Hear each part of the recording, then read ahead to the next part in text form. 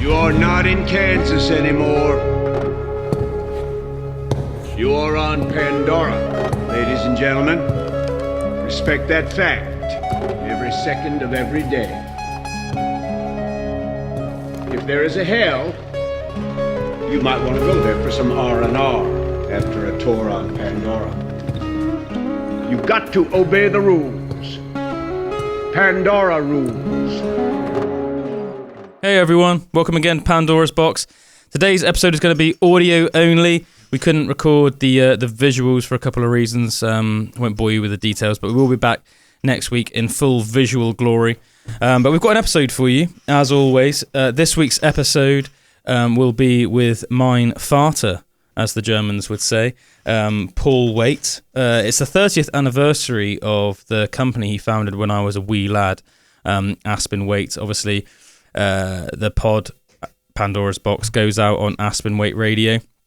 My old man founded Aspen Waite as a business, as a company, 30 years ago. It's a big achievement to have a business that reaches its 30th year. Apparently, only about 2% of businesses ever make it to their 30th year, so a massive accomplishment for my father. So he's our guest this week. He'll be talking about the whole sort of history of the company, why he sort of started the company, his emotions at the time, trials and tribulations over the years, any sort of notable landmarks. And if the interview sounds a little bit weird, the reason is because we originally recorded the interview for his breakfast show that's on Aspen Waite Radio. So it's going out on his breakfast show, but we thought it'd be cool to put it out as a pod as well. So for all you budding entrepreneurs out there, this is going to be an episode for you. My old man's an eccentric fella with an impressive story to tell. Certainly a never say die attitude, which is one of the attributes that I respect the most about him. An interesting character, but as I said, massive accomplishment to reach the 30th year of business. So this is the story of Aspen Waite, and you know, a massive part of the story of my old man. So hope you enjoy this one, folks, and we love you. Enjoy the episode. Pandora's box is about to open wide. Good morning, everybody. It is Sunday morning. Hope that you are having a lovely time waking up in the world. You're probably thinking, that doesn't quite sound like Paul Waite. No. Not at all, actually. It's me. It's Calum Waite. The reason why I am sort of guest hosting the show today with my beloved Vater is because I'm going to be interviewing him. It is the 30th anniversary of Aspen Waite. Can you believe it? Yeah, I can, yeah. But so, my back fills, yeah. Yeah, so the exact date is the 13th of August, I believe I'm right in saying. The 13th of August is when you actually officially started. Yes, Calum Joseph. Stop looking at me with those eyes. I can't stand it. It's putting me off. I'll look at you with something else. I'm glad I'm not your wife, honestly. It'd give me a big problem, it would. I'm just trying to sort of come to terms with that, what we've just said. Yeah, the 13th of August, back in 1993. Wow. A young Paul Waite, about the same age as me and Drewster are right now, started Aspen Waite. In fact, the exact same age, obviously. I'm 33 now. And you started it when I was 3. So, isn't that funny? That's a good... I like that. The exact same age that me and Drew are now, my old man started Aspen Waite. I remember started it in a Aspen Court you rented. But there was a big difference then. I liked you then. Yeah, you did, yeah. Well, naturally... A lot, actually. Yeah, I mean, one thing I'm quite sad about as like a dad is I think, what if I don't like Evie so much one day, you know? Oh, don't be like that. That's so horrible. No, I mean, no. Just turned a little joke into something. No, I'm joking too. But it was for a very high point, obviously. Let's be clear at this. You were like little Paul at the time, weren't you? It's like, you know, it's like a happy young lad. I always remember people driving down Broadway in Bridgewater, and this guy that worked at Aspen Design, he came over and he basically pointed at Calum and he went, like you two would look the same. It was like scary as whatever, you know.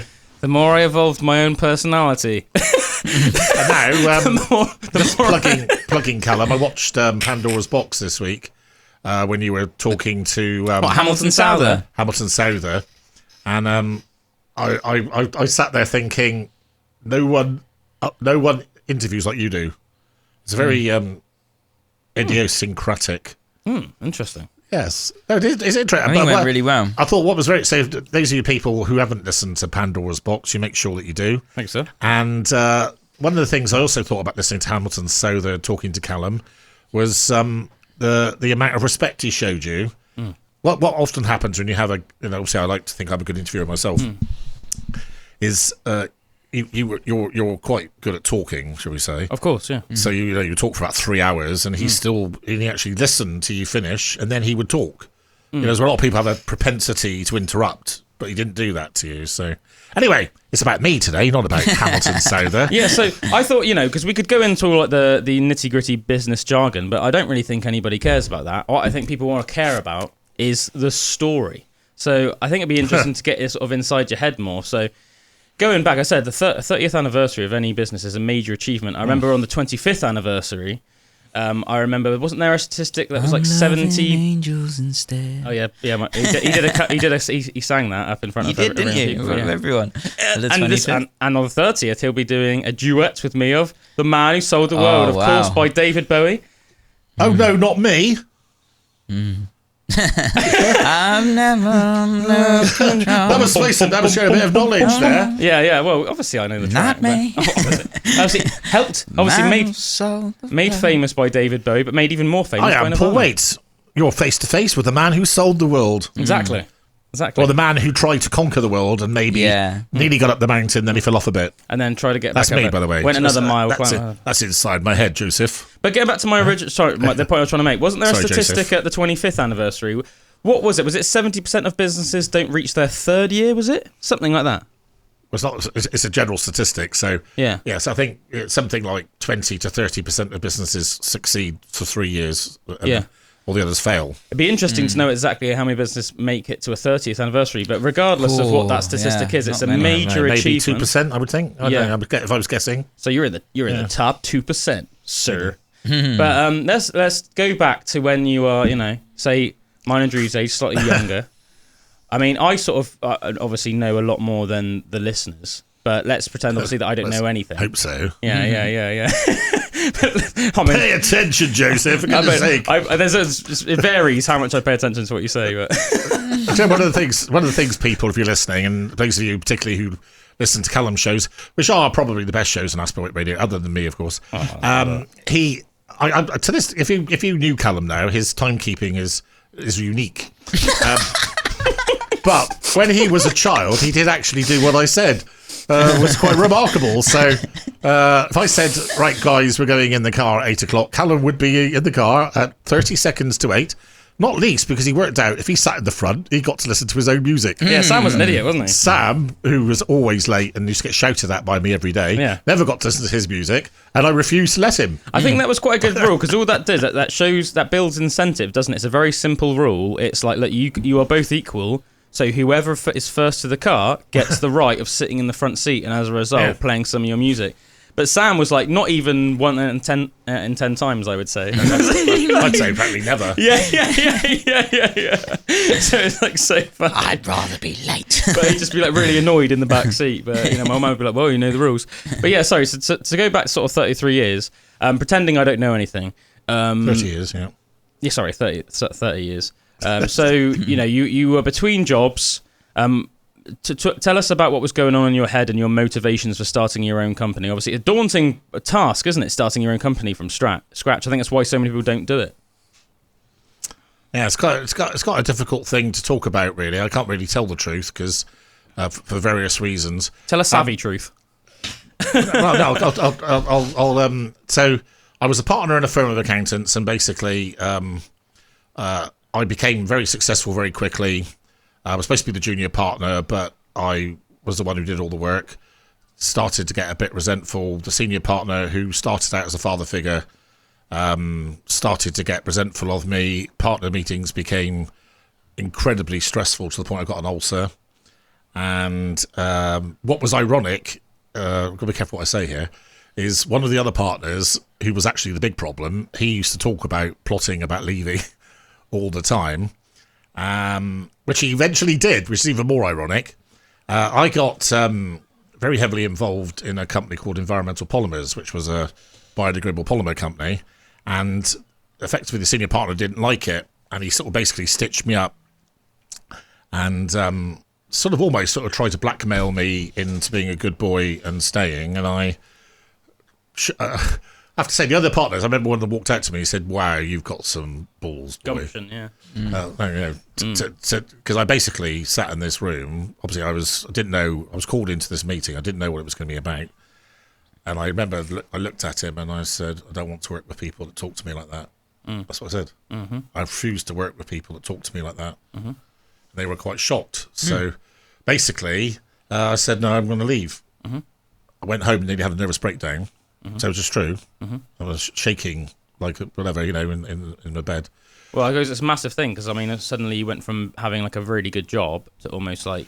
What am I going to do? On almost a whim, on a passionate whim, I guess. Yeah, one of the things, so those of you listening, I've written 3 books which try to capture those thoughts. Most people in my position wouldn't admit, to other people that they show weakness, that they... So the fact is, I would say, one of the things, I wrote about this the other day. My father, who's still alive and is a great man, he sent it to me last Sunday. He says, "Hey lads, I don't know whether you're the bravest or stupidest man that ever lived." It's a common description of you, yeah. One thing I can tell you is if I was hit by somebody 500 times, I would get up 500 times. And that's a fact. You know it's true. And when it comes to the here and now, so, when I had to deal with these people, I had 2, obviously one meeting I didn't know what was going to happen, and I got, it was like, well, and then obviously there was a meeting a week later where obviously, I knew that the nuclear button had been fired at me. You wouldn't find a braver, more articulate person, so in the meeting, I'm like magnificent, like as strong as you'd be. And then it takes its toll afterwards. You go home and you collapse, but only you see that. You know what I mean? So you're in front of the enemy. So effectively, I said, "No, I can't work with you. I'm going to set up on my own." So that's why Aspen Waite started. Never actually talked about that live before. So as it's you, I'm telling you, 30 years have gone by. So there we are. And effectively, what happened is my so-called partners basically took my customer list and they divided it into 3. So there was A, B and C customers. A customers were mine. C customers, they basically said they wanted to keep. And B customers we fought over. That's basically what happened. Okay. Probably the most significant customer in the second group was a company called Ford Civil Engineering, who were a company, Bob Ford, who Calum knows, because Calum actually cycled with Bob when we did our famous bike ride. Bob Ford is a man of Weston-super-Mare. So originally Ford's was formed in Weston-super-Mare. But by the time that I acted for them, they'd moved to Ringwood, which is on the Dorset-Hampshire border. I think they were turning over about 5 or 6 million at the time. And effectively, my partners decided that I couldn't possibly... Obviously, it was my client, so they couldn't sort of put them into the C category, but...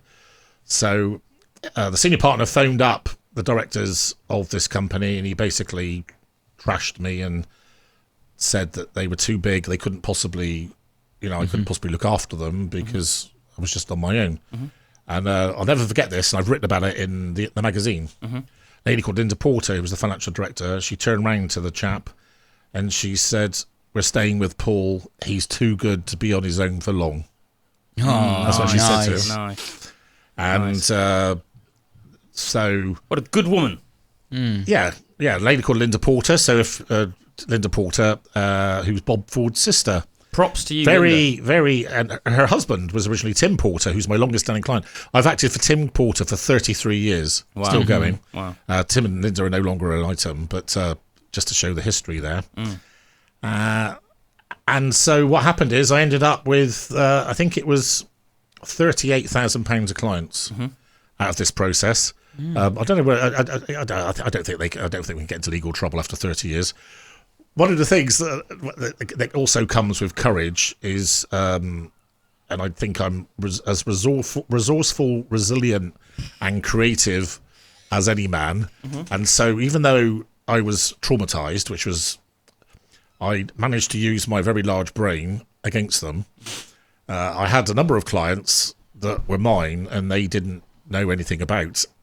Nice, So I managed to manipulate the data to minimise, if you understand Any me. damage done to you? No, not the damage. Because basically, what we decided was, I had so much in the company, so I was owed so much, and so what happened was, effectively, so let's say I had £150,000 of assets or whatever, and so if they decided that one of my clients was worth £5,000, that was taken off my 150 grand. Right. So what I did is I basically made everything smaller than it was, but they didn't know any better, so I ended up probably with clients that might have ended up paying me £2,500 a month that I paid nothing for, sort of thing, Nice. So I sold you or something. Yeah, man. So, hey, for those of you listening, you can shove it right up or whatever. Sorry, I've just 30 years been waiting to say that. Yeah. So, started off. I think we ought to play some music in a minute, Calum. And Yeah, finish chapter 1. No, just finish this bit because this is cathartic. Yeah.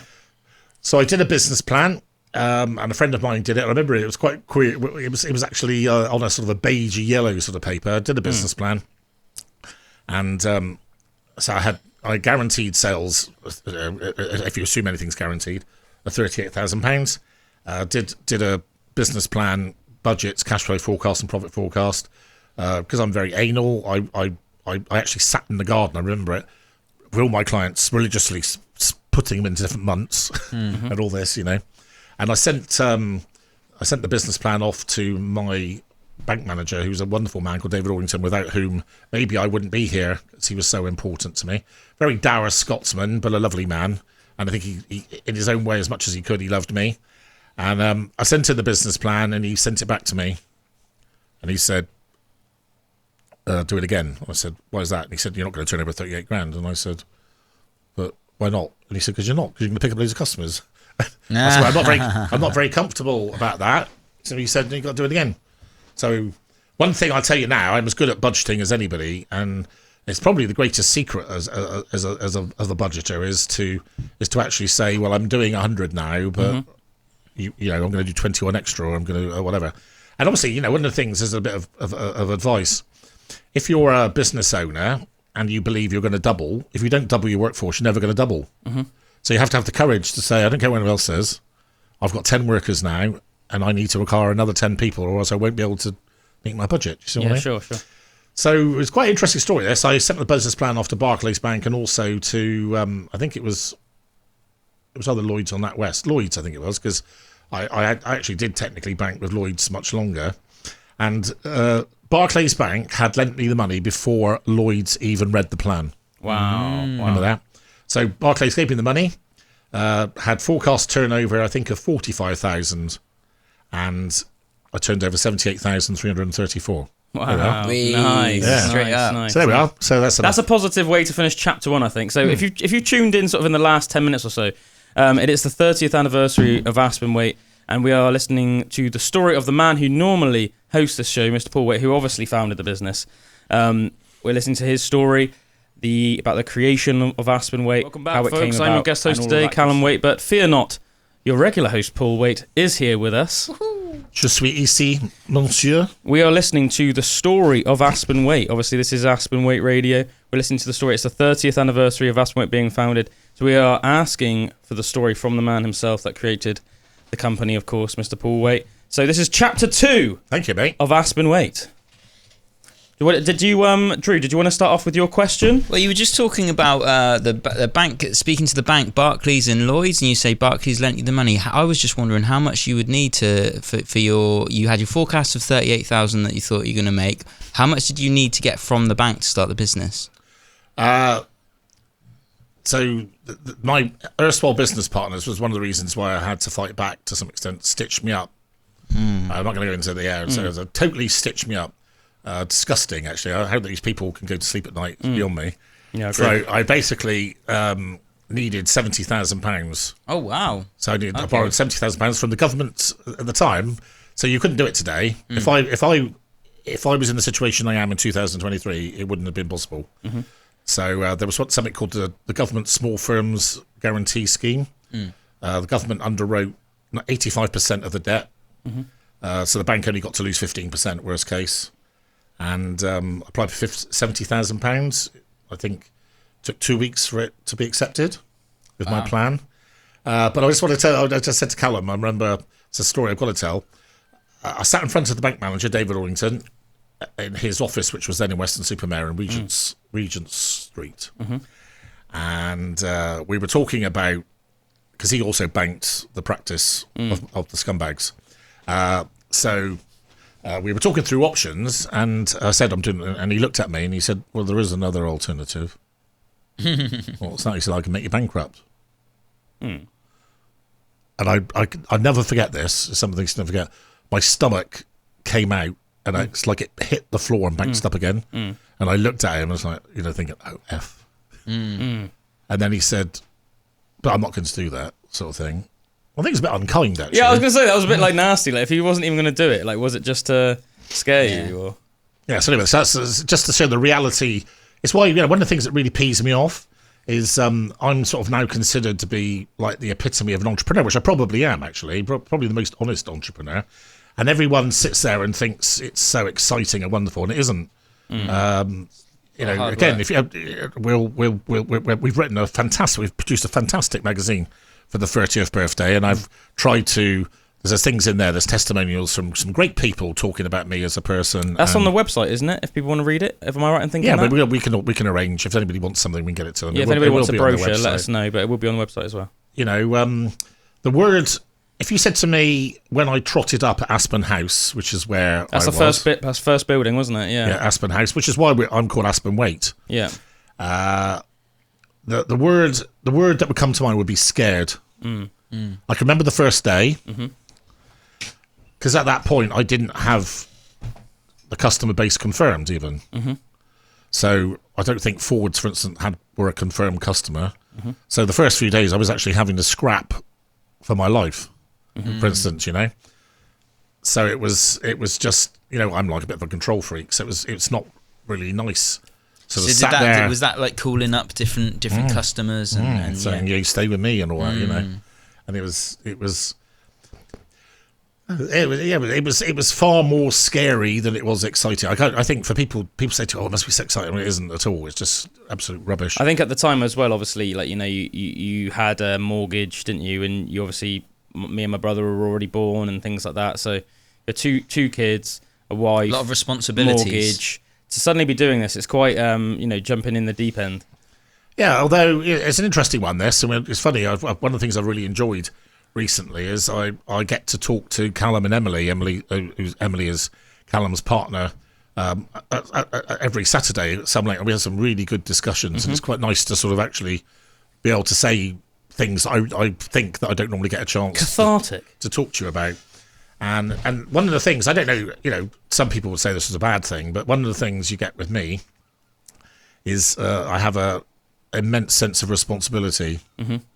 So it's like I've got to look after even maybe Drew. So I see Drew like my nephew or something, whether I should or I shouldn't. I'm just saying. Like the Armstrongs are like almost like my extended family. Yeah. And I'm the sort of person I feel I need to look after my family. For sure, man. So the thing I remember, and this is something that hopefully will inspire some of you. The by far, when people say to me, "What was your single biggest motivation?" And it was, I didn't want Sam and Calum to go to school and be ashamed of me or not be able to look after them. So it was like, didn't matter what happened to me. Yeah. Whatever happened to me was inconsequential. I had to find the courage to get up in the morning so that, and of course, it wouldn't have happened anyway, Dad. I'm not. I'm not being a very good interviewee here because I'm jumping over a bit. But I think it's important to say this to people. And funny enough, I drove past it the other day because of the experience I had with my previous practice, and I won't say where it was. It was in a small town in Somerset, and I was traumatised. And I found I didn't want to go anywhere near it. Young Calum decides that there's this shop in this town that he wants me to take him to on Saturday morning. So what did I do? Yeah. I took you to it. Yeah. What was this shop? It was this really cool little shop in this little avenue in the town. and it was this guy who used to run it, and I remember he had like a curly mullet, and he basically it had like the best frickin' toys and Pokemon cards like in Somerset. Mate. Oh wow! And this was like when Pokemon first came out. Like anybody that's around the age of 30 knows that like Pokemon sort of took over the world. I don't think anybody in our age range wasn't into Pokemon at the time. And yeah, it was like the best place to go for Pokemon cards. But they also had like mad like Spider-Man toys and Star Wars toys. So for me, it was like the best shop ever. It had like everything I wanted in. And there was no other shop like it because obviously it wasn't like a chain or anything like that. It was, you know, you had to go there. And yeah, my old man would take that. And I even remember you even saying like, obviously, you know, it's very honest of you to talk to your young son about this because I was still in single digits at the time. But you would openly say to me, like, oh, like I'm not particularly enjoying like the drive here and stuff like that. But I think the more we did it, the more you became okay with it, didn't you? And yeah, no, I don't know how long it took. Not long. But the message to people, and I know one of the things I'm very proud about is I would actually say that Calum Joseph is possibly the best father I've ever seen in my life. Thank you. Yeah. So, That's a massive compliment. No, and I'm saying that for a reason because I think I could compete with that on a certain level. One of them being, and I could tell you a story about a dog and Sam as well. So effectively, poor dog. Yeah. Well, there's a joke there, isn't there? So the message to people is that my love of my son was greater than my fear. So what happened is he helped me conquer my fear, and now I love the town. The town that we're talking about is one of my favourite places. I go there all the time voluntarily. Anyway, so facing your fears, powerful. It's very Tolkien-esque message, this, isn't it? You know, basically, you know, if you have you trust in your loved ones and have the bravery and are committed to your loved ones, that ultimately you will win the day, so to speak. You shall overcome prevail. Your fears. You will prevail. You will overcome your fears. All of this stuff. That's very like basically what the message of Lord of the Rings is, for example. Oh, I'm impressed. Yeah. What can I say? Of course, Lord of the Rings, as people don't know, is all about the First World War and his experiences in the trenches, and so the Orcs are the Germans, for instance. I think the Elves are the Welsh, I think, maybe, or the languages or something like yes, that. the language was based on sort of like a mixture between Welsh and Scandinavian, yeah. No, you're right, and I think like the English people are supposed to be like hobbits, yeah, for example, yeah. But yeah, it's just, because I remember it's like, when we used to go to this shop, it's not like you used to like even like stand in there with me and walk outside. I remember you'd go for like a little walk like up around the town while I would be in the shop, and you sort of like potter off for like 10-15 minutes and then come back. So I said, I think you actually, after a while, I remember you actually would almost like enjoy it. I remember you'd enjoy going for like the little walk. Maybe. I think I remember like, you know, at least a couple of times you would sort of... No, I remember the drive and where it was and dropping you off and all that sort of stuff. Yeah. Good stuff. So where are we? So you've just started the company. You're ringing up all these clients, or at least, you know, people that you want to still be clients. Trying to almost like being like a salesman, I suppose. And you said, you know, you look back on that because it wasn't a particularly nice time. You brings you back obviously like the nerves of the time and stuff. So take us from there. So, you know, can you remember what were your sort of thoughts as the weeks and then the months progressed? When did you get your first employee? Obviously, at first you were just a one-man team. How did this all progress?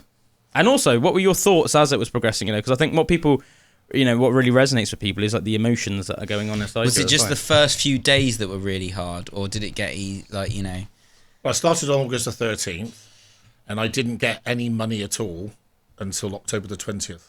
August. Wow. 2 months and 7 days with no money. I remember, it's funny, you know, it's the sort of thing you remember till you die. I remember a lovely lady called Sandra Marriott, who now works in the card shop over in the complex by Marks and Spencer's thing. I saw her the other day, funnily enough.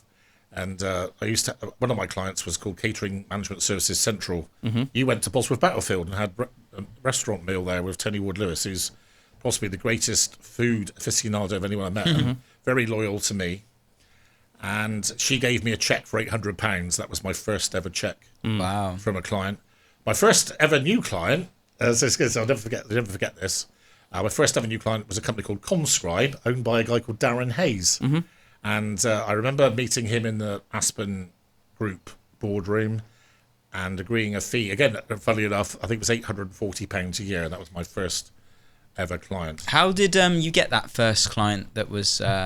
Well, it's quite remarkable. And I say, I've tried to capture the first, the first memories and experiences in our magazine, and I have to say, I look back on myself with some degree of massive respect.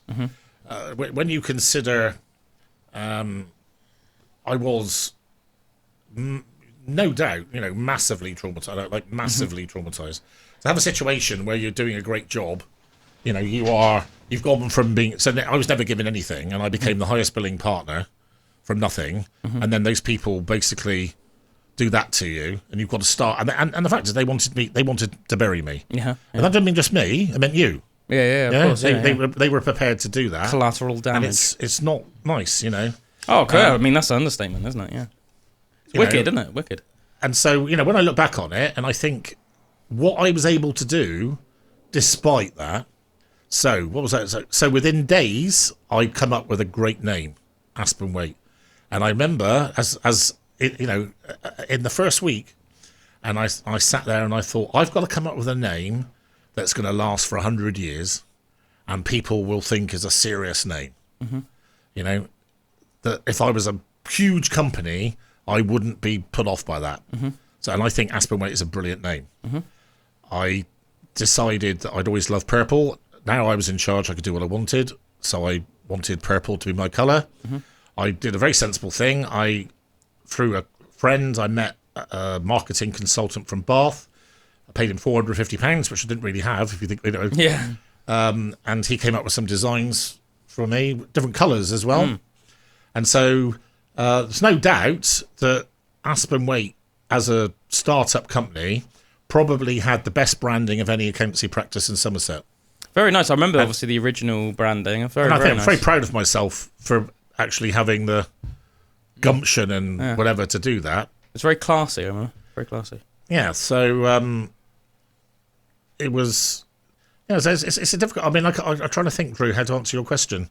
As I say, it was very traumatic. I'm trying to think at what point did I actually...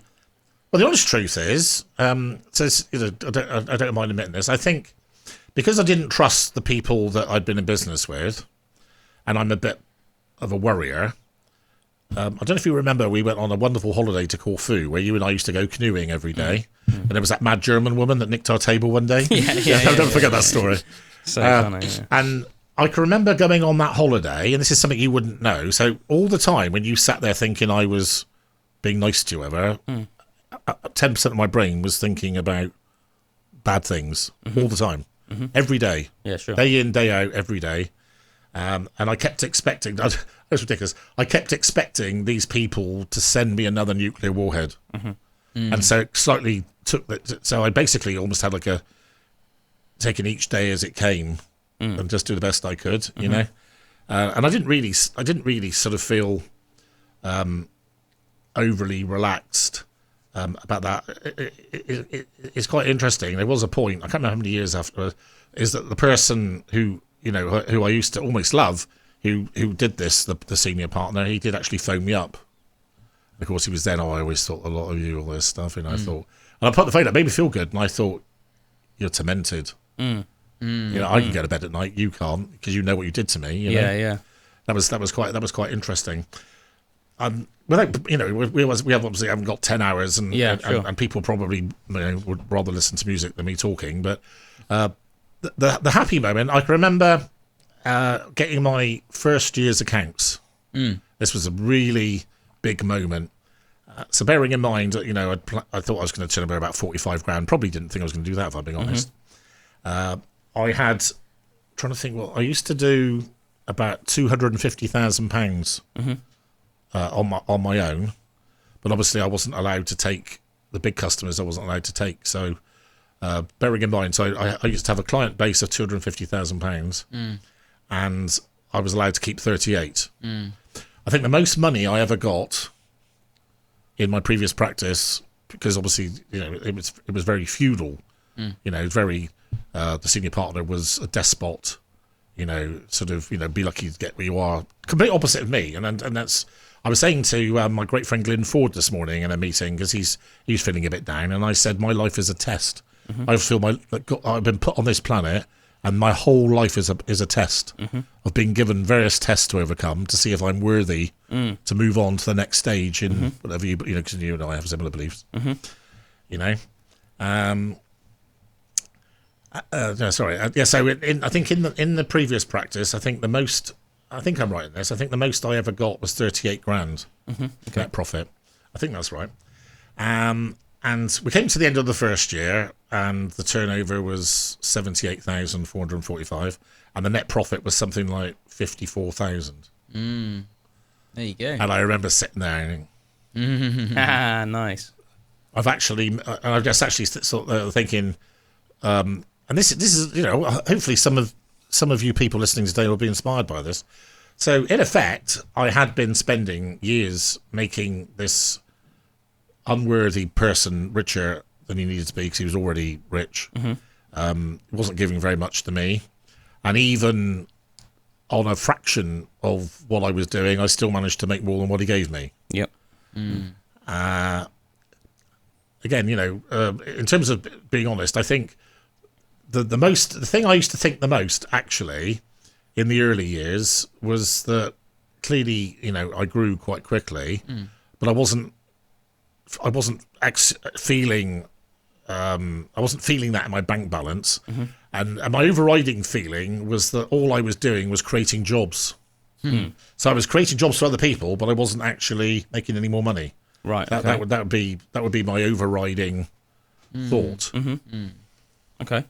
Do you want to leave it there as chapter 2 for now? So we'll listen to some more music, folks, but stick around. As I said, if you've just tuned in, we're listening to the story of Paul Waite and Aspen Waite. It's the 30th anniversary, so celebrate with us this morning on the Sunday Aspen Waite Radio Breakfast Show. Oh, yeah. You actually are on a deeper level listening to Outstanding Paul today, because we are listening to the story of Paul Waite, the story of Aspen Waite Radio. I'm your guest host this morning on the Aspen Waite Radio Breakfast Show because it's the 30th anniversary of Aspen Waite. Woo!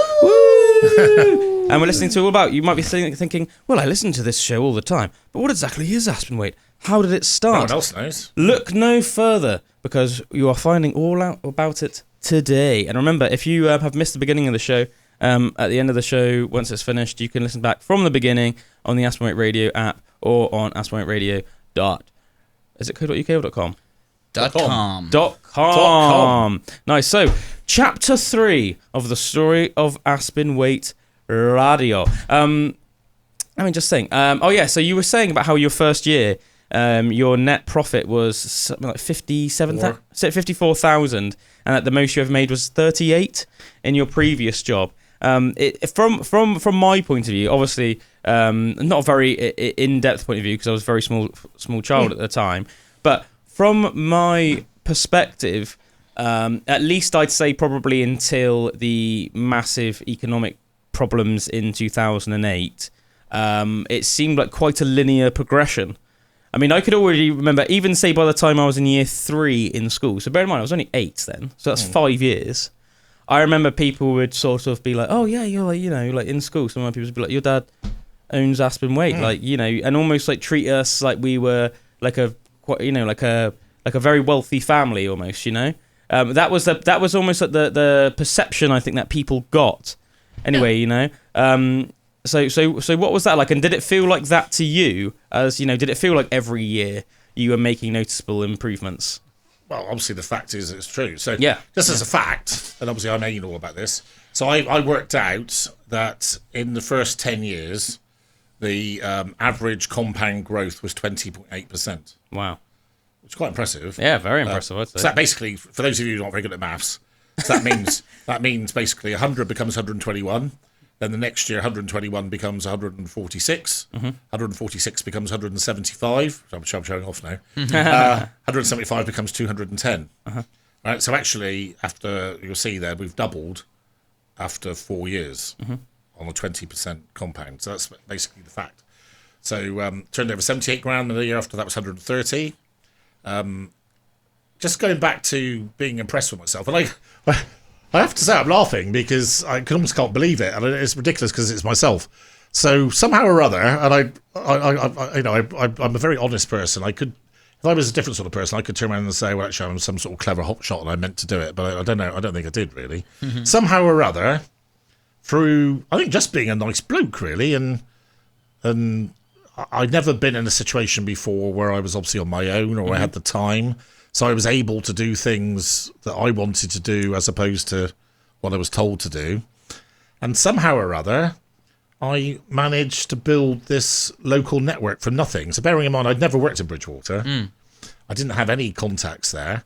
But for instance, I became like super friendly with a company called Perkins Slade Turner, right, who were a firm of insurance brokers.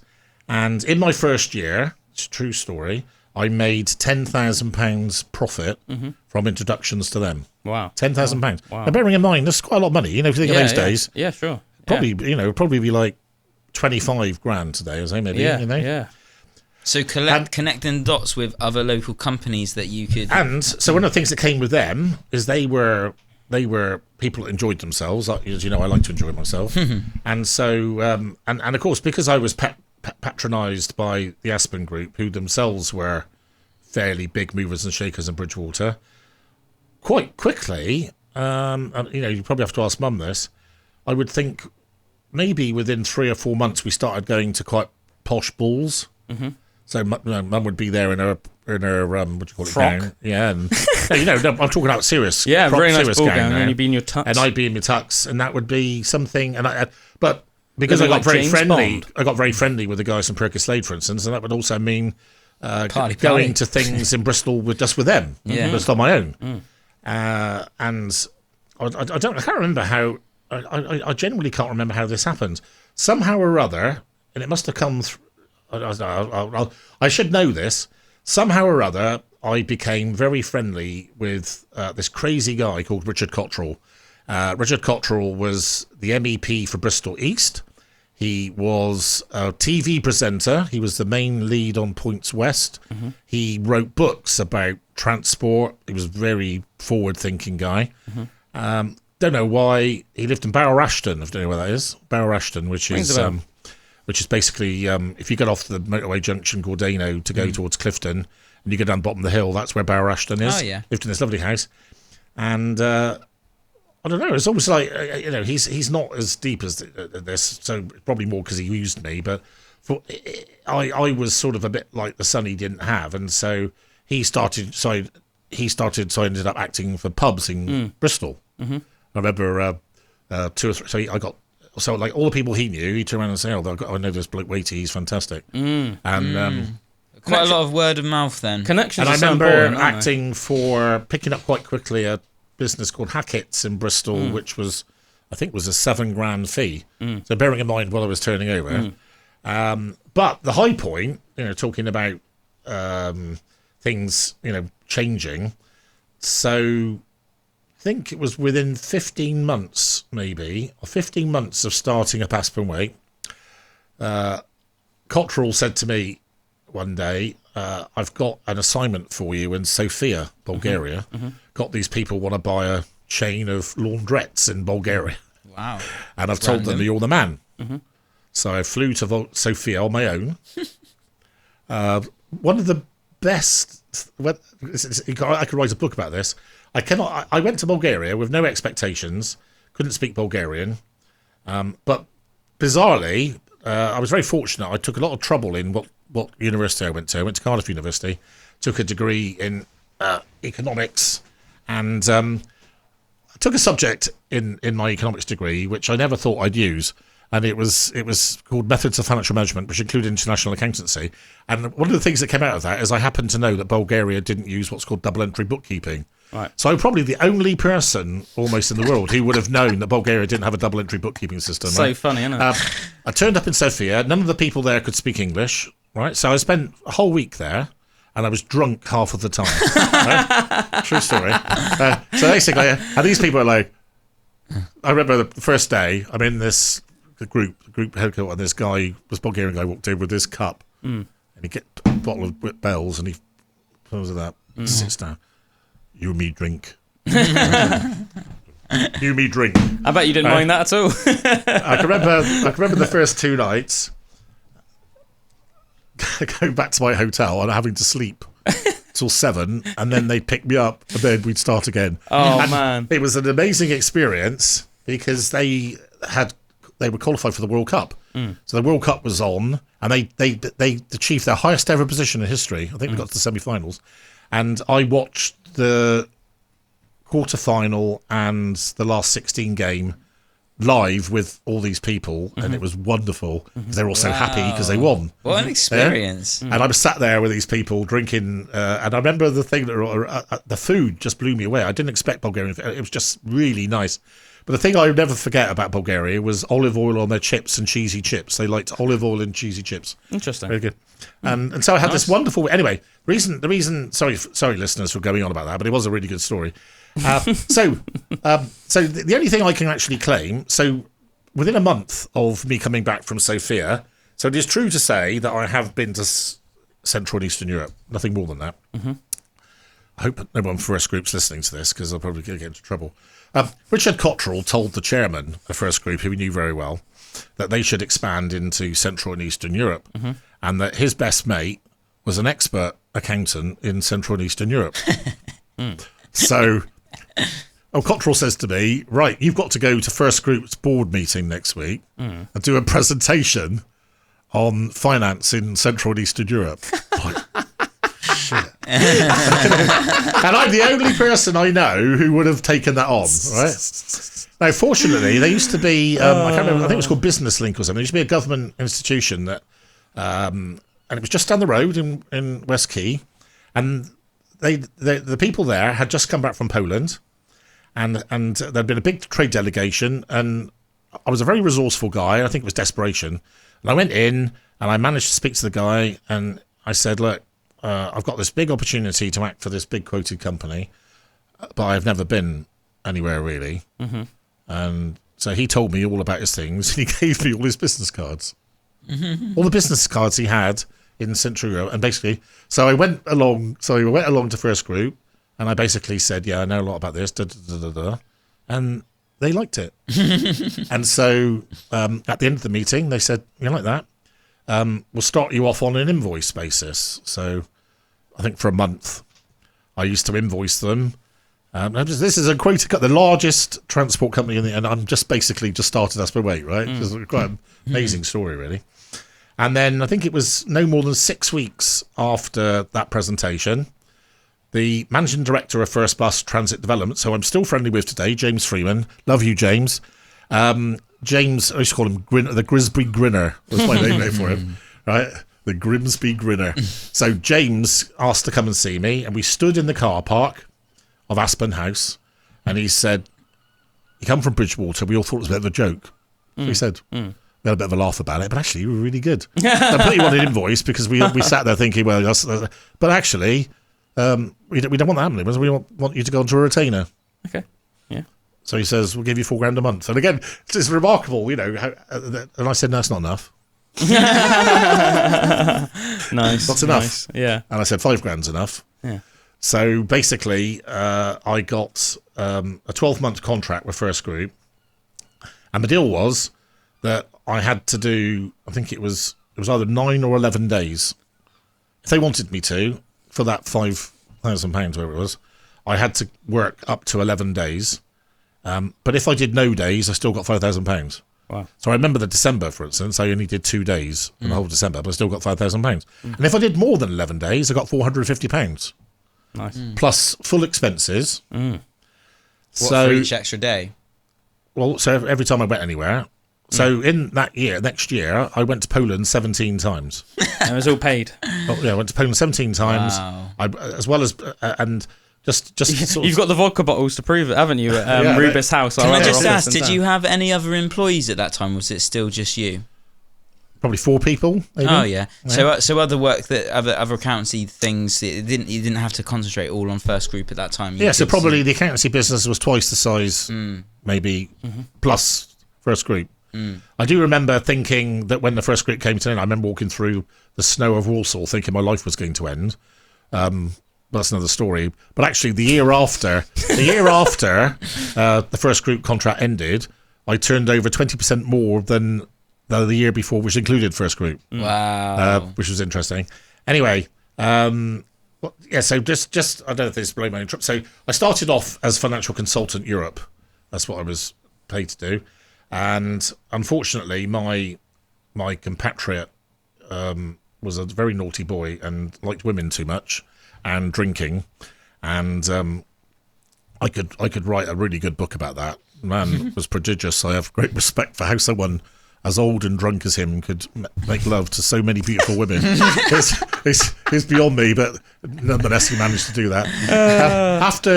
After a few months of going to Poland all the time, my friend basically lost sight of who the customer was. I can be careful what I say. Yeah, sure. Expected me to help him with his plotting, and I wouldn't. And one of the things that was really nice, which helped me immensely after that, is when my contract ended, First Group wrote me the most wonderful testimonial, and they said that I was the most professional and loyal person I'd ever seen under the circumstances I was put in. Because I basically took theirs. I didn't join in the plotting, you know what I mean? And my reward for that was I was asked to go to First Group Towers, and they basically said, well, the King's just committed harikiri. We'd like you to be the King. So I became managing consultant at First Group Europe. True story. Wow. Nice. Just a little sad story, though. The guy who was the King, my friend, got sacked on the same day. And he drove all the way down to Bridgewater without telling me, and he walked in my office, burst into my office, and he went, "You knew!" He pointed at me, and he said, "You knew!" And then he shouted at me for about 10 minutes. And then I bet that was quite hard. I got him thrown out. All right. Security! hard for him. Hey, you didn't reckon all this on a Sunday morning? No, it's like nitty gritty. This is the Bud Light version as well, because obviously I know that there are some other crazy tales as well that would probably be better for a Pandora's box or something. Yeah, maybe, yeah. We'll leave that there as chapter 3. We'll come back soon with chapter 4, everybody. And we are listening to the story of Aspen Waite. It's the 30th anniversary of Aspen Waite on the 13th, so celebrate with us. And we're listening to the story from the man himself, Paul Waite, who started the company 30 years ago. Good morning, everybody. We are now on chapter 4 of the story of Aspen Waite, told by Paul Waite himself, of course, the founder of Aspen Waite, 30 years ago. Celebrate with us and listen to the fascinating tale. So we've just been hearing all about First Group, your exciting exploits in Poland and Bulgaria, all of this crazy stuff. And I've been to the Bahamas, of course, which was a highlight of my life, but that's for another day. Yeah. I said, to this day, in Rubis House, which is another office of ours in Bridgewater, there's loads of empty, really nice vodka bottles, aren't there, from your time in Poland? They're wonderful bottles, aren't they? Oh, absolutely fantastic. But Belvedere, really Chopin. unique. Yeah, really unique. Like some like you wouldn't see in the shops nowadays. Like really nice. You know, the Poles obviously know their vodka. But let's sort of try and move things along, because obviously we haven't got unlimited time. Dobre. Yeah, what's that again? Good. Good. Dobre. Good. Dobre din means good day. That's all you need to say, basically. So when they pass you vodka, you can just go dobre. That's all you need to know in Poland. Bier Polska proszę. So yeah, in 1998, so we were living as a family. We were living in Rubis House, which is a listed building, isn't it? Down Frion Street. Yeah, Grade 2 listed building in Frion Street in Bridgewater. Obviously, you'd owned the house by 1998, and we moved house, didn't we, to a village nearby. So you made the decision, I guess, apart from anything else, you owned the building and it stopped your rent costs. Was that the main motivator? No. You missed this story. Okay. I'll be very careful what I say now, because life is joined up. This is again, a fascinating story, this. So my chums at the Aspen Group, who is no doubt, that without them, Aspen Waite wouldn't have been possible, I don't think. And of course, one of the things that happened is, because I was in this beautiful building, that when people from First Group turned up, they just saw a wonderful corporate building. They didn't see little Paul on his own. So I was able to be as small or as big as I wanted to be. So I'll always be grateful to them. And effectively, they... I don't know what to say, because obviously one of them is nearly a friend of mine again now. The guy who most was horrible to me. A guy called Martin, who will leave it there for now. He walked in my room one day and he said, "Familiarity breeds contempt." Yeah, I remember you told me that. Yeah. That's what he told me. Horrible thing to say to somebody. Yeah. And he just said, "I know the way you work, don't like it, whatever." And then they sacked me. It's no nice way of dressing it up. So it wasn't really a case of anything. Okay. It was all right. And running concurrently to that, Again, another very sad story, and I'm actually going to name him because he should be ashamed of himself. So, a guy I went to school with, who I was very friendly with, called Nigel Dinnis, who was an estate agent, and his father was an estate agent as well. And his father was a nice chap, actually. His father was Scottish, but Nigel, so it was a Scottish family, but Nigel was very English. Sure. Yeah. And you know the people next door, the crazy people. Yes. So the guy that owns that is a guy called Bettin's Down Watts, I Friar think, Street. sorry. Yeah. So basically, my friend, right, who I thought I trusted, basically said to me, "Your house is now almost unsaleable." Right. Right. It's almost unsaleable. It's only worth 70 grand, I think it was. But I can get you 70 grand because Mr. Blah Blah will pay you 70 grand. Mm-hmm. So he would just wanted to get a little deal, like what was worth a lot more than that, really. I told him exactly what I thought of him, which wasn't nice. Yeah. I said, "You scummy little..." Swore at him a lot. Yeah. And I said, this is the thing, I said, "I'd rather die." I said, "I'd rather die than give in to your scummy little deal." That's what I said. So I remember reading my letter, and I said that.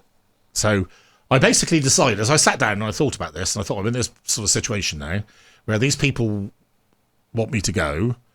The estate agent I wanted to trust has basically tried to stitch me up. So, because I'm very logical, so by default, it seems to me the only way was to turn Rubus House into my office. Sure. Right. Seemed quite a logical thing to do. Now, it's interesting, picking up on one of Drew's questions earlier, or points, is I have to say, within days of doing that, I sat there thinking, why hadn't I done this before? Right. Because I basically had my own office and... own the building, obviously. Massive difference. The cost... So I can't remember what the mortgage was. Say it was £930 or something. So I was in a big Queen Anne building for £930, and I had my own house as well. Yeah. It's just. So that was. So that's why we moved. Right. It was a bit like how Aspen Waite started. There's a theme of my life. It was pride. Yeah. It's like no, I'm not going to let you bully me, you absolute tear. Yeah. And I'm going to do this instead. So that's what I did. It turned out to be a very good decision, obviously. Of course, yeah. Oh, so that's great. So you moved HQ, Aspen Waite HQ to Friar Street from Aspen Court. That's all right. Back in '98. Not for the first time. Yeah. Not for the last. Any more sort of like notable things that you want to say, sort of to bring us up to the Millenium? Any sort of employees you want to give a particular shout out to? No, I think I was just thinking about this. I mean, the only. I think people like human stories, don't they? So there was a guy that used to work for me in my previous practice called Jason Channon, and so for those of you listening who want a less good accountant but a nice one, he's got his own firm called Aldwyn Channon in Burnham-on-Sea, and Jason was so upset about me leaving the previous practice, he basically couldn't cope with it, and so he came to work for me. And I think I hope I've told him this, but if I'll say it live in front of other people, because it's really sad, because if this situation had been as it is now, with me as I am today, the problem wouldn't have happened. With Jason as your employee now, with me as I see things as today, you are now, as the different Paul. At the time. Bearing in mind, I'd worked for two of the biggest free companies in the world, and you'll find now people say to me, "When are you going to turn up?" And I say, 27 minutes past 3, don't I? And I say, "Well, not 20 past 3," and I say, "Because that's when I'm turning up at 27 minutes past 3. Yeah. To me, I can't understand why I'm being asked the question. Right? That's when I'm turning up. I've been trained to account for every second of every day. So, Jason, right, was like having almost like a third son. And you loved him as well, actually. Yeah, I really liked him. Right? And he was liked by all the clients. He lived with us, didn't he? He was pretty good. Yeah, he lived with us. He lived with us, yeah. And then it was really every day when we were actually in the office, he was late every day, every single day, day in, day out. But the thing that used to get me is when we used to go to Forwards, for instance, and he used to go on there, and he developed a very good relationship of his own. Particularly with a guy called Jay Martin, who still runs Forwards today. he would. So bearing in mind that it takes an hour and a half at least to get to Ringwood, he would get to Ringwood say for 9:30, right? Which would mean he's very capable of leaving his house at 8. Yeah, sure. But he'd get to my bloody office at 9:10 every day. Yeah. And it just They used to wind you up at the time. Wound me up more and more and more and more and more, like a coiled spring. And I used to start shouting at him. Yeah. And it got to a point one day, and I just said to him, I can't put up with this anymore. Yeah. You know, I just can't put up with you walking at 9:10. And of course, whenever I used to have a go at him, he was very good at defending himself, which you do remember, he's very articulate. Yeah, he used to come in with all these statistics about how brilliant he was. And I remember saying, I don't care. Yeah. Because there's something in here that just won't go away. I cannot cope. It was just bothering you so much at the time, just that technicality. Yeah, and I'm sad about that, to be honest. You know, because I guess today, in the 90s, it was a different working environment to today. Obviously, it's a lot more flexible working nowadays. Yeah. People have entire livings nowadays working from home, things like that, much more flexible working hours. So I think it is a bit of a respect thing as well, though. If you do say a time to someone, and it's an agreed time, then, you know, even if it's agreed flexible working, that's cool. But if there's an agreed time of like 9 a.m. as a time, and then that's not met, like, that annoys me as well. It's like I quite like, you know, if you've got the thing that, okay, it's flexible and stuff, then all cool. But like, if there is an agreed time, be there for the agreed time, because that's like a respect thing for the other person. So I can imagine that might have been playing into why it was annoying you a little bit. It's like you're being a little bit disrespected by someone being late all the time. Yeah, I guess, you know, just doing the journey very quickly. So what happened very, very fast is so taking Forwards again, who, you know, were like building blocks. So, you know, I had very small fees, but Forwards, I probably billed Forwards £8,000 in my first year, I would think, and they had subsidiaries. So happened, this is, you know, thank you, Lord. And obviously this game, I can remember that this, at the time, it wasn't fun because they had their worst ever trading year ever in the year that I started. So they're by far my biggest client, and obviously if they'd gone pop, that would have been 20% of my turnover gone, you know, and all the potential that came with that. But on the good side, I was able to see them as often as I wanted. So I probably saw them 10 times more in the first year than I had in the 2 years before. So I was able to help them get out of the hole. So what do you think happened as a result of that? They loved me. And then I started getting referrals. So, for instance, notable people, I got referred to a guy called Keith Larner, who owns a group called Trucks Group.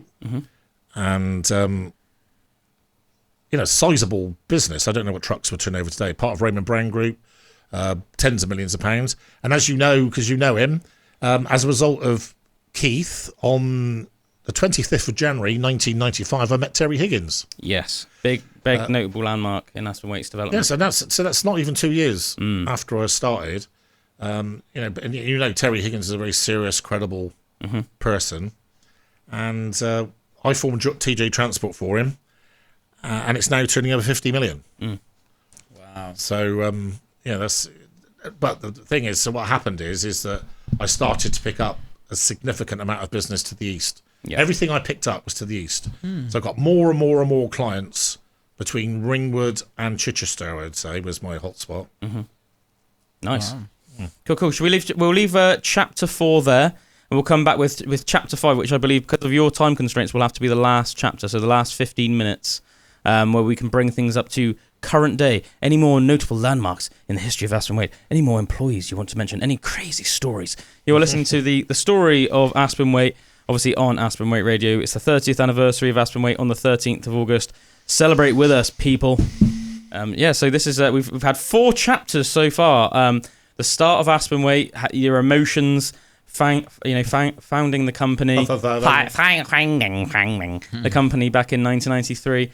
So we've sort of come up to the time of you know, we're past the Millenium now. You've moved offices to Rubis House. You've met and become good friends and business partners. I not technically partners, but with Terry Higgins of TJ Transport. So this is the 5th and final chapter. So you've got 15 minutes to bring us up to current day. So anything you want to say? Any notable things over the years? Yeah, of course. Employees. Well, one obvious standout. So in I don't know, 2000 maybe.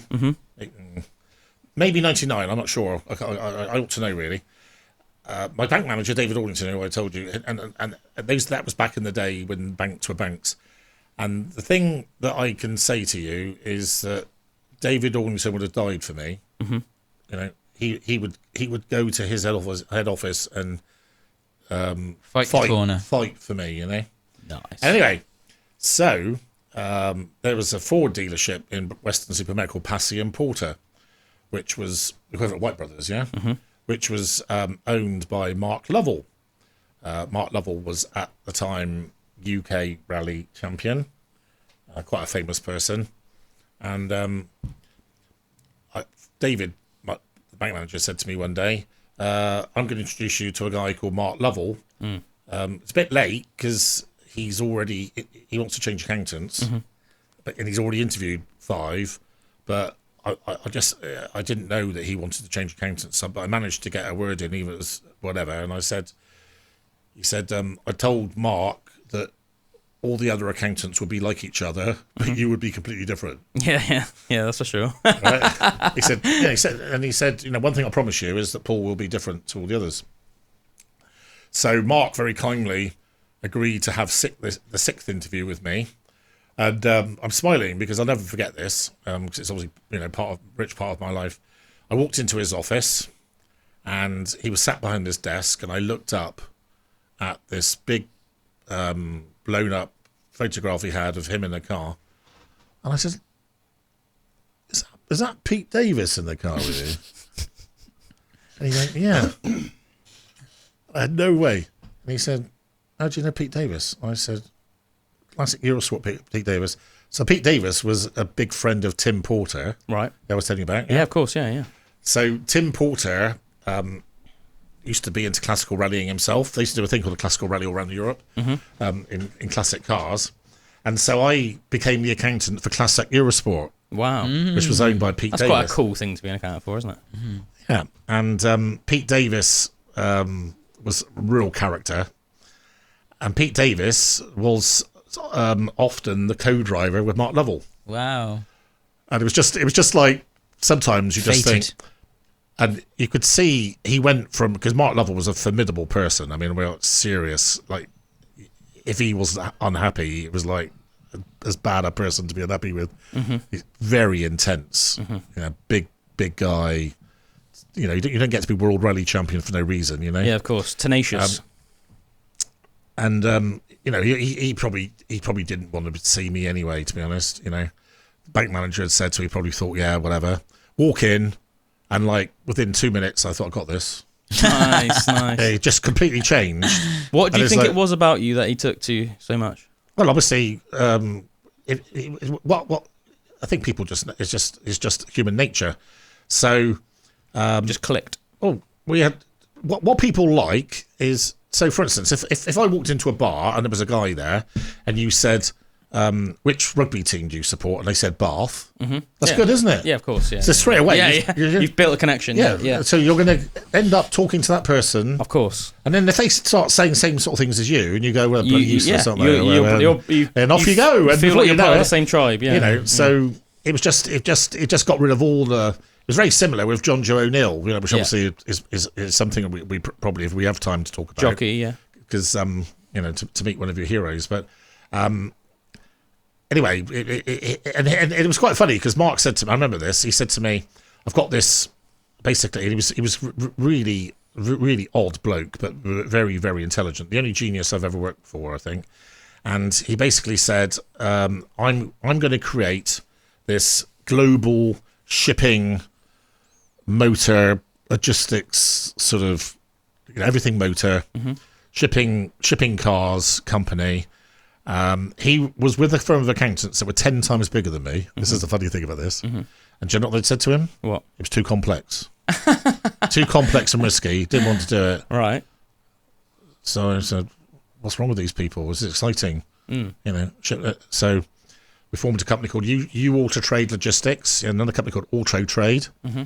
And then we went on to have MCA Car Auctions, SVA Group, just to name a few. And he was just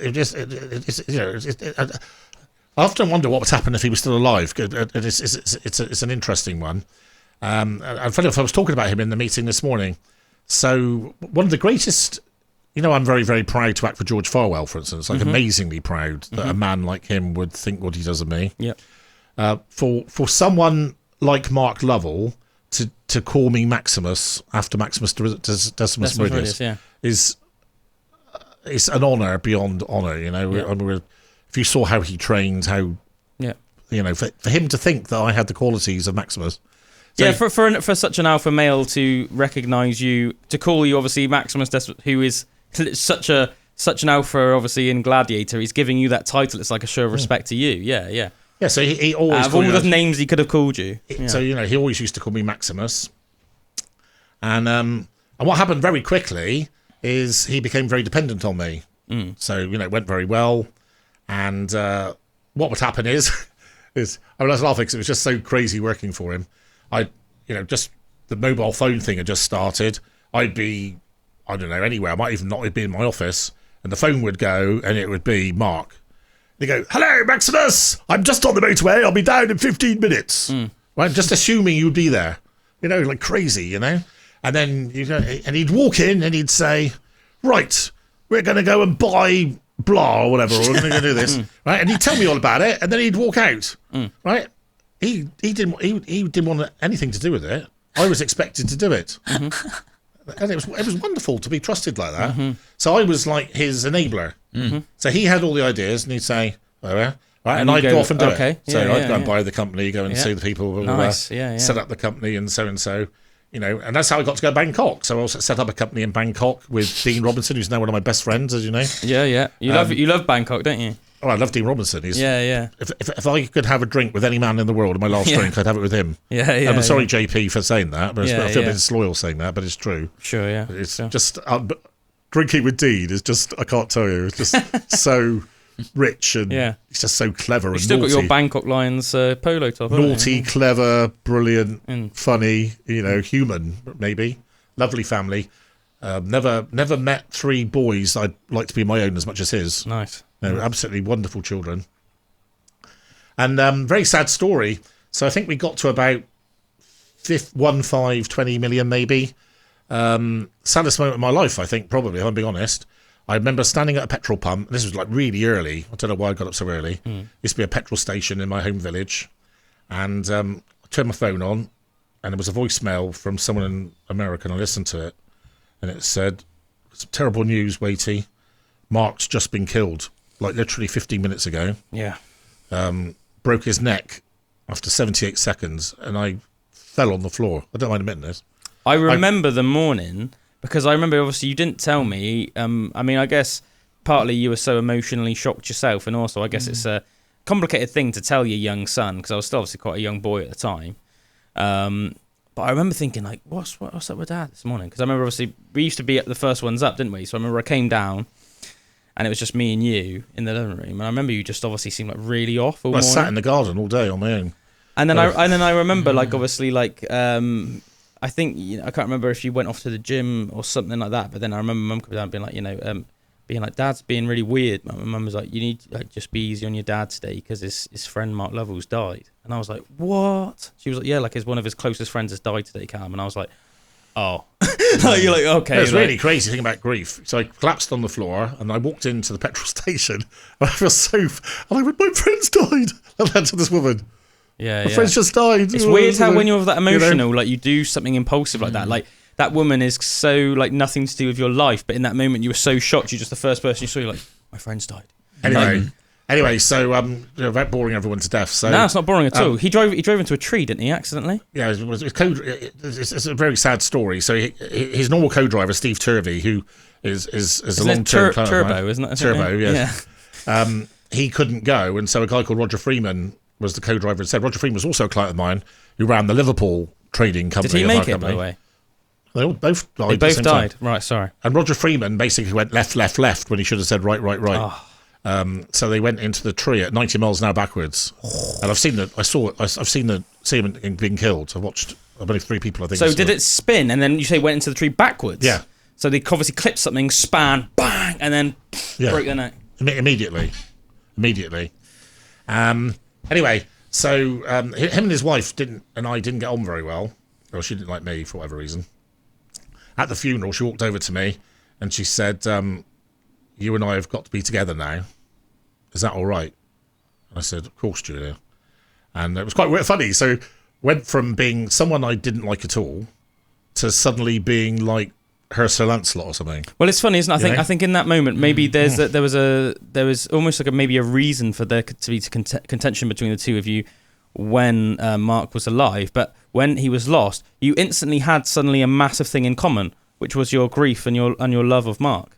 So suddenly... No, I think it's more she wanted her company to survive. Well, yeah, no, but I'm sure... That would have helped, I'm sure, for yeah, sure. yeah, of course. But I think on a deeper level, I can think of people that not necessarily I wouldn't necessarily be friends with, not because I dislike them, but I wouldn't necessarily be friends with them if it wasn't for a certain person. But then if that person that we have in common died, we would have a kinship because we would both share our loss of that person. But I basically ended up going from her being one of my least favourite person to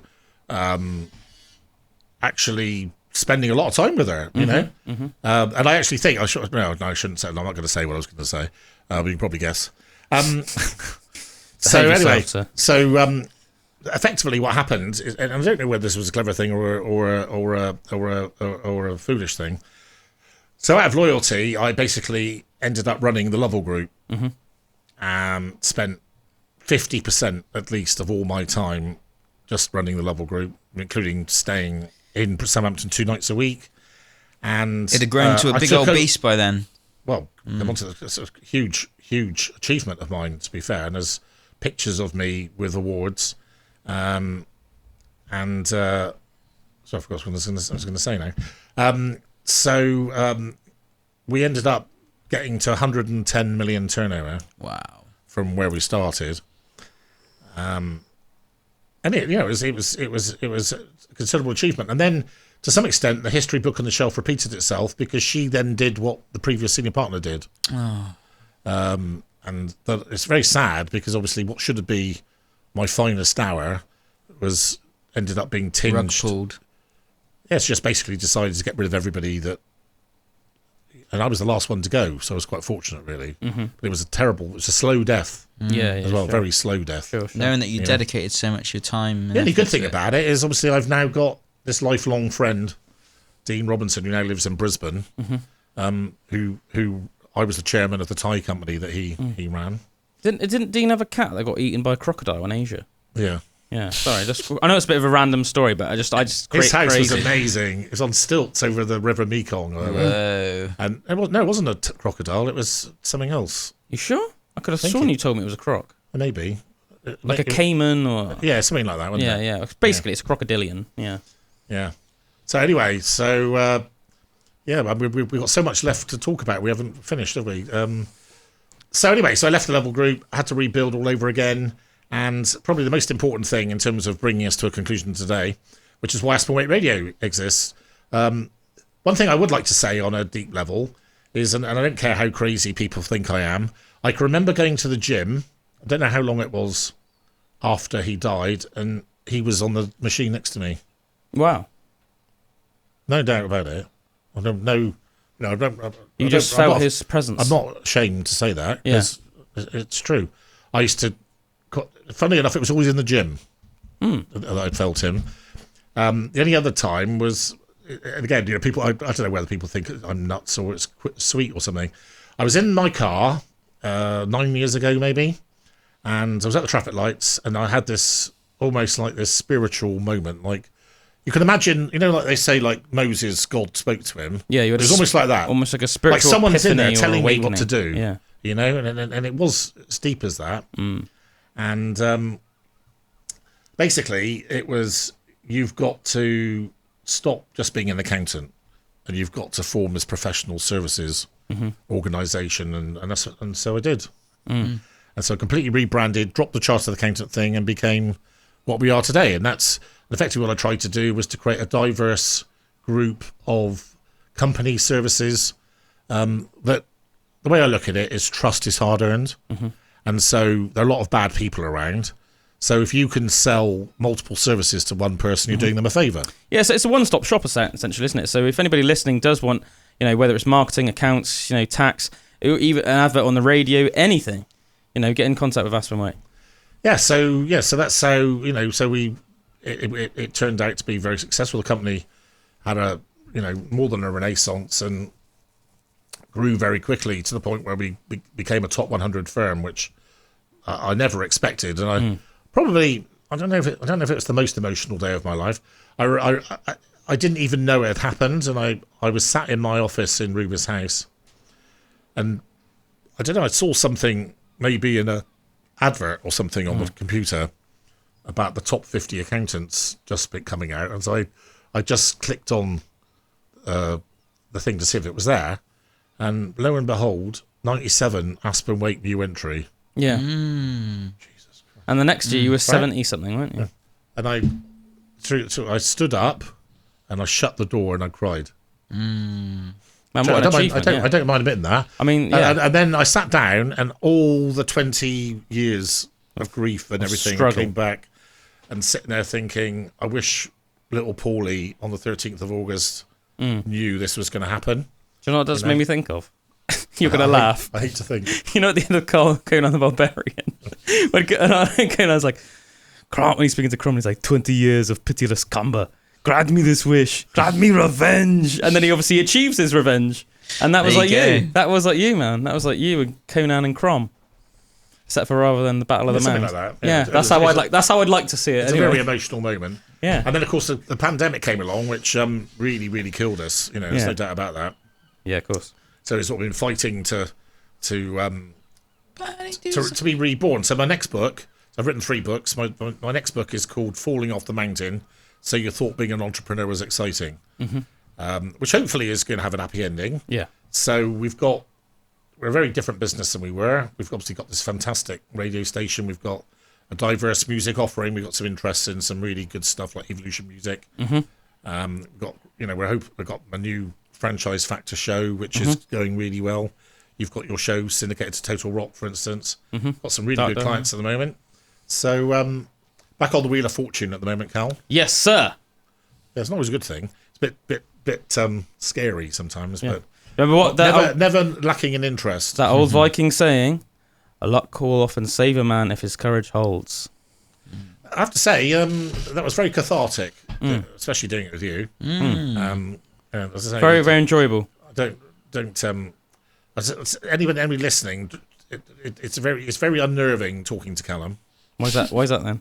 Because you've got, it's like looking in Calum's eyes is like looking into Valhalla or Asgard. So really does me in, freaks me out. To be honest, I think I'm such a loving guy. Yes, so deep in. Do you understand what I'm saying? Give me that. So, deep in the realms. I'll get the Barry White out. Yeah. But Barry White with an edge. So thank you, Calum. No, thank you, sir. And thank you to everyone that's listening. I hope you've really enjoyed the story of Aspen Waite and the story, of course, of the usual host of the Aspen Waite Radio Breakfast Show on the weekends, Mr. Paul Waite himself. So it's a really fascinating story. And if you missed the beginning, remember, you can listen back from the beginning on aspenwaiteradio.com or on the Aspen Waite Radio app. We appreciate all of our listeners.